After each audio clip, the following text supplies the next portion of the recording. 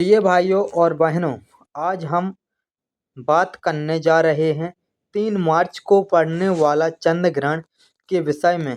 चंद्र ग्रहण केवल एक खगोलीय घटना ही नहीं, बल्कि भारतीय सांस्कृतिक, ज्योतिष और धर्म की दृष्टिकोण से भी अत्यंत महत्वपूर्ण माना जाता है। आइए विस्तार से समझते हैं कि यह ग्रहण क्या है, कैसे होता है, इसका धर्म महत्व क्या है, सूत्रकाल क्या होता है और हमें इस दिन का क्या करना चाहिए। चंद्र ग्रहण पड़ने के लिए चंद्र ग्रहण कब होता है? जब पृथ्वी सूर्य और चंद्रमा के बीच आ जाती है, तब पृथ्वी की छाया चंद्र ग्रहण पर पड़ती है। तब चंद्रमा का प्रकाश कुछ समय के लिए ढक जाता है। यह घटना केवल पूर्णिमा के दिन ही संभव होती है। वैज्ञानिक दृष्टिकोण से ही ग्रहण चंद्रमा का प्रयोग खोज की है, जिससे सूर्य हमेशा प्रकाश देता है। चंद्रमा स्वयं प्रकाश नहीं देती, बल्कि सूर्य की रोशनी से प्रकाशित होता है।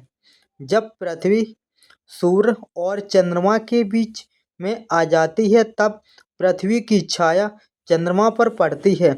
इस प्रक्रिया में 3 प्रकार से चंद्र ग्रहण हमको दिखाई देते हैं। पहला पूर्ण चंद्र ग्रहण, अद्यांश चंद्र ग्रहण और उपछाया चंद्र ग्रहण। पूर्व चंद्र ग्रहण ऐसा चंद्र ग्रहण जब चंद्रमा पूरी तरह से पृथ्वी की छाया में आ जाता है, तब पूर्ण चंद्र ग्रहण होता है। इस समय चंद्रमा लाल रंग का दिखाई देता है, जिससे ब्लू मून भी कहा जाता है। ब्लू मून जो कि हमारे भारत में 23 मार्च को मनाने जा रहा है और पूरे भारतवर्ष में यह 100वीं वर्ष में से पहली बार यह भारत पर पड़ने वाला है। तो एक अनोखा ग्रहण के रूप में यह आएगा। तो देखा गया अदृश्य चंद्र ग्रहण, जब चंद्रमा का कुछ भाग ही पृथ्वी की छाया में आता है, तब आंशिक ग्रहण होता है। उपछाया ग्रहण, जिसमें चंद्रमा पर हल्की सी छाया दिखाई देती है, जिसे देखकर पानी कठिन होता है। धार्मिक दृष्टि से चंद्र ग्रहण का महत्व उतना ही अधिक है जितना कि एक नॉर्मल चंद्रमा का ग्रहण होता है। हमारे भारतीय शास्त्रों के अनुसार ग्रहण का संबंध राहु और केतु से बताया गया है, जबकि मंथन के समय जब देवताओं और असुरों में अमृत प्राप्त किया, तब एक असुर ने देवता बनकर अमृत पी लिया। जब भगवान विष्णु को यह पता चला, तो उन्होंने सुदर्शन चक्र से उनका सिर धड़ से अलग कर दिया, लेकिन अमृत पीने के कारण वह अमर हो गया। उनका सिर राहु और धड़ केतु कहलाया गया है। कहा जाता है कि राहु केतु सूर्य और चंद्रमा से बदला लेते हैं, इसी कारण ग्रहण होता है। परंतु यह नहीं बताया कि चंद्र ग्रहण में क्या करना चाहिए। भगवान का स्मरण करें।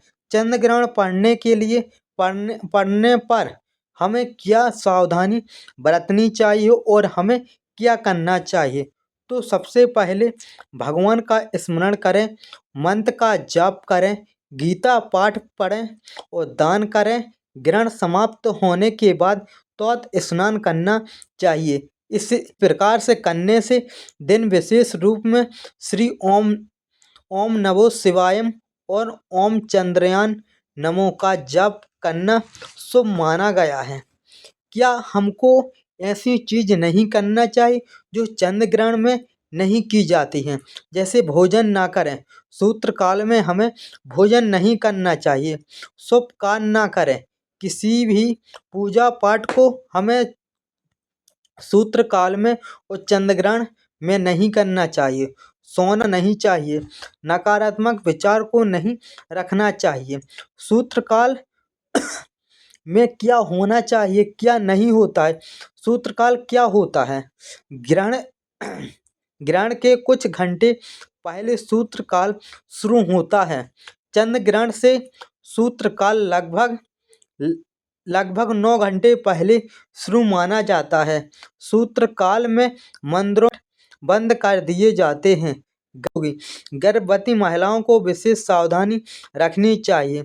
उन्हें तेज धार वाली वस्तु का प्रयोग नहीं करना चाहिए। ग्रहण के समय घर के अंदर ही रहें।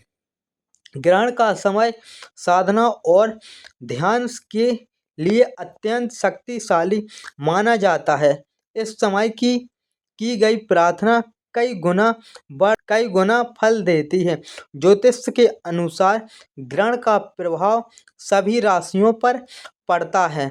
कुछ राशियों के लिए यह शुभ होता है तो कुछ राशियों के लिए यह सावधानी का समय होता है। प्राकृतिक का प्रभाव हर राशियों के अनुसार हमारी राशियों पर भी पड़ता है। चंद्रमा का संबंध जल तत्व से होता है। समुद्र में ज्वार भाटा चंद्रमा के कारण आता है।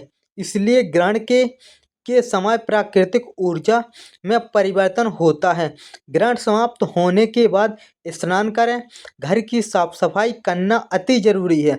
गंगा जल छिड़कें और ताज़ा भोजन बनाएं और आध्यात्मिक कथाओं का प्रयोग जरूर करें। ऐसा करने से हमारे जो ग्रह नक्षत्र है वो कम होने की संभावना अधिक है। जैसे कि कहा गया है, एक समय की बात है कि एक गांव में एक साधु रहते थे। ग्रहण के दिन पूरा गांव भयभीत था, लेकिन साधु ने कहा, डरने की बात नहीं है, सावधान रहने की आवश्यकता है। ग्रहण के समय उन्हें भगवान का ध्यान किया। ग्रहण समाप्त होने के बाद पूरे गांव में शांति हुई, सकारात्मकता फैला रहा, जिससे हमें शिक्षा मिलती है कि ग्रह भय का नहीं, भक्ति का समय है। 3 मार्च का चंद्र ग्रहण हमारे लिए चेतावनी भी है, अवसर भी है।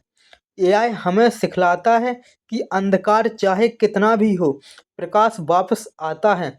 चंद्रमा कुछ समय के लिए ढक सकता है, लेकिन उसकी चमक खत्म नहीं होती है। इसी प्रकार से जीवन में कठिनाई समय आती हैं, लेकिन वह स्थायी नहीं रहती है। तो कहा गया है कि 3 मार्च को पड़ने वाले चंद्र ग्रहण का संपूर्ण विवरण इस प्रकार माना गया है कि सूत्रकाल और चंद्र ग्रहण कैसे का उपलब्ध होता है। तो हमारी वीडियो यहीं होती है। लास्ट कमेंट बॉक्स में लिखिए जय श्री कृष्णा। और अभी तक हमारे चैनल को सब्सक्राइब नहीं किया है तो प्लीज़ चैनल को सब्सक्राइब करना ना भूलें।